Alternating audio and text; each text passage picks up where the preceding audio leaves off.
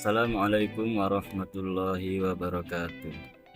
Perkenalkan, nama saya Bahrul Amri Yahya dari Prodi Pendidikan Bahasa Arab Fakultas Agama Islam Universitas Sunan Gresik. Pada kesempatan kali ini saya akan mempresentasikan review sebuah artikel ilmiah untuk memenuhi mata kuliah ilmu lughah yang diampu oleh beliau dosen Muhammad Syihabul Ihsan Al-Haqiqi MPD.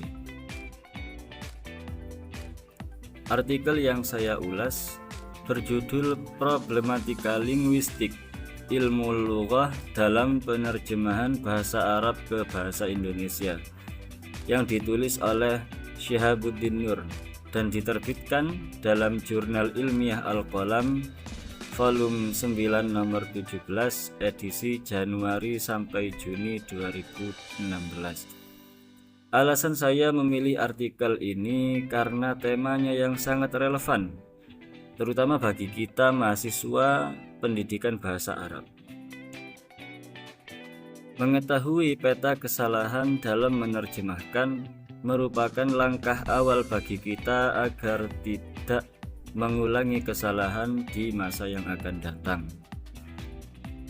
Latar belakang masalah. Sebagaimana yang kita tahu bahwa bagi kita masyarakat muslim di Indonesia, bahasa Arab merupakan kebutuhan pokok bagi kita, karena mayoritas hukum-hukum Islam, praktek ibadah itu menggunakan bahasa Arab, sehingga muncullah tantangan bagi kita karena bahasa Arab bukanlah bahasa ibu bagi kita. Ketidakmampuan dalam memetakan struktur bahasa asal ke bahasa sasaran sering memicu penyimpangan pemaknaan, sehingga pesan asli yang disampaikan akan rusak. Berdasarkan latar belakang tersebut, rumusan masalah yang ingin dijawab oleh penulis ialah apa saja problematika linguistik yang dihadapi oleh pelajar Indonesia saat menerjemahkan teks bahasa Arab ke bahasa Indonesia. Oleh karena itu, tujuan penelitian dari artikel ini adalah untuk memberikan informasi, wawasan, serta deskripsi yang jelas mengenai peta kesalahan morfologi, sintaksis, dan semantik, sekaligus memberikan argumentasi kebahasaan dan solusi yang praktis. Untuk metodologi penelitian dalam artikel ini, jenis penelitian yakni menggunakan pendekatan kualitatif deskriptif dengan metode analisis kesalahan atau error analisis, menggunakan sumber data buku terjemah bahasa Arab ke bahasa Indonesia.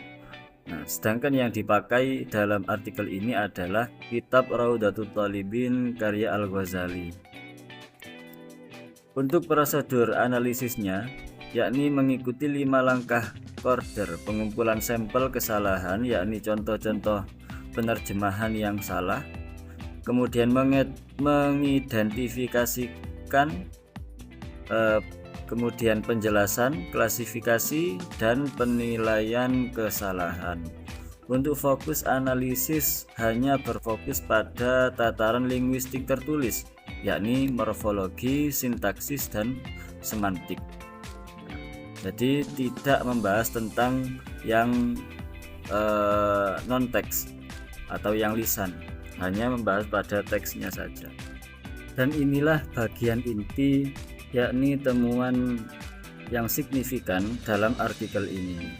Penulis mengklasifikasi kesalahan linguistik dalam penerjemahan ke dalam 3 aspek utama, yakni kesalahan morfologis, kesalahan sintaksis, dan kesalahan semantik. Untuk yang pertama yakni kesalahan morfologis atau as-sharaf, yakni mengenai perubahan kata yang nanti akan mempengaruhi pada perubahan makna. lafadz atau kesalahan yang dikutip oleh penulis yakni pada redaksi fara'aitul khalqa mauta fakabbartu alaihim arba'a takbirat, yang artinya saya melihat orang-orang mati kemudian saya bertakbir untuk mereka 4 kali takbir.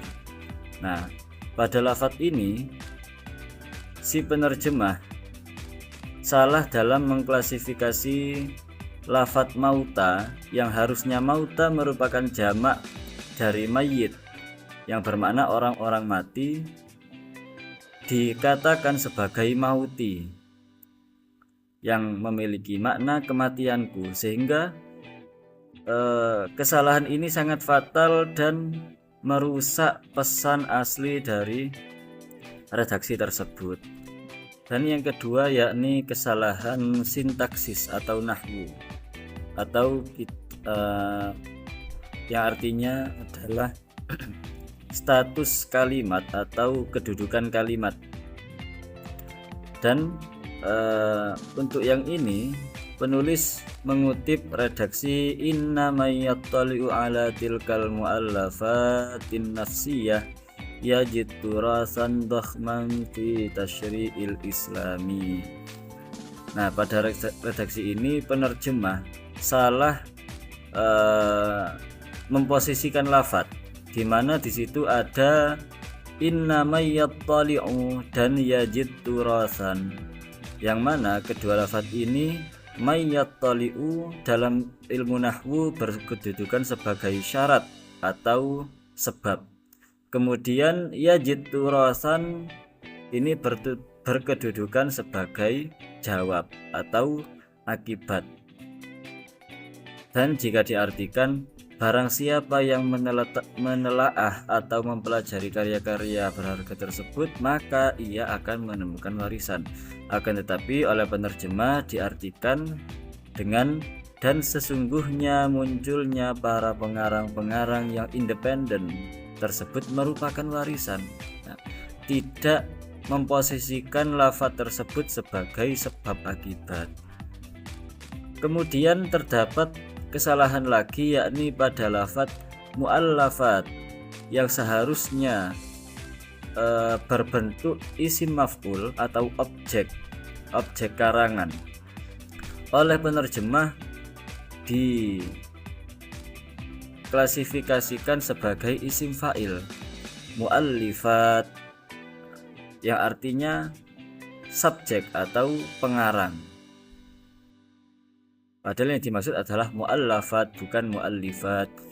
Kemudian an-nafsiyah, ini juga terjadi kesalahan dalam penerjemahan.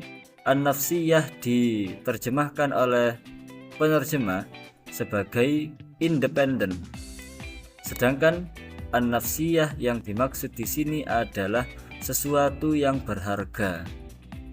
Nah, dari satu redaksi ini mencakup 3 klasifikasi kesalahan dalam penerjemahan, yakni mencakup kesalahan morfologis, kesalahan sintaksis, dan kesalahan semantik. Akan tetapi di dalam contoh ini kita berfokus pada sintaksisnya atau nahwunya, yakni kesalahan yang awal, kedudukan lafadz mayyattali'u dan yajid turasan. Dan kesalahan yang ketiga yakni semantik atau ad-dalalah yang artinya makna. Maksudnya adalah penerjemah salah dalam memilih makna dari lafadz-lafadz tersebut. Misal di sini mencontohkan redaksi war-ri'asah wasyuhrah yurithanil kibra, di mana penerjemah mengartikan ar-ri'asah wasyuhrah sebagai nafsu sendiri, sedangkan lafadz al-kibra diartikan sebagai dosa besar. Padahal yang dimaksud di sini ar-ri'asah adalah kedudukan, asyuhrah adalah popularitas, dan al-kibra adalah sifat sombong, sehingga makna yang benar yang tepat adalah kedudukan dan popularitas bisa menimbulkan sifat sombong. waddukhul fid dunya wa huma fasaduddin, dan menimbulkan rakus terhadap harta dunia yang keduanya bisa merusak agama. Setelah mengetahui isi artikel tersebut, saya muncul pandangan secara pribadi bahwa artikel ini merupakan artikel yang luar biasa. Tidak hanya memberikan teori yang kaku, akan tetapi juga berani membongkar kasus secara real dari buku-buku terjemahan yang beredar di pasaran, dan langsung membetulkan terjemahan tersebut dengan analisis linguistik yang kuat. Akan tetapi terdapat kekurangan, yakni sampel pembahasan secara mendalam terlalu sedikit, sehingga peta kesalahan tampak kurang bervariasi. Hanya dalam artikel ini hanya mencontohkan atau mengambil sampel 3 lafaz saja. Untuk relevansi pembelajaran bagi kita mahasiswa pendidikan bahasa Arab, artikel ini memperingati kita bahwa menguasai nahwu dan shorof bukan sekedar untuk ujian hafalan rumus, melainkan instrumen vital agar tidak salah ketika memproduksi atau menerjemahkan sebuah makna bahasa. Dan sebagai kesimpulan dari artikel ini, saya menangkap bahwa penerjemahan bukan sekedar memindahkan kata demi kata dari kamus, melainkan menyelaraskan bentuk morfologi, kedudukan sintaksis, dan kesesuaian makna budaya. Baik, demikian yang dapat saya sampaikan. Mohon maaf jika ada kekeliruan atau kekurangan dalam penjelasan, karena ini sudah batas pengetahuan saya. Jika salah itu dari saya, jika benar itu maka itu dari Allah. Wallahul muwaffiq ila aqwamit thoriq. Wassalamualaikum warahmatullahi wabarakatuh.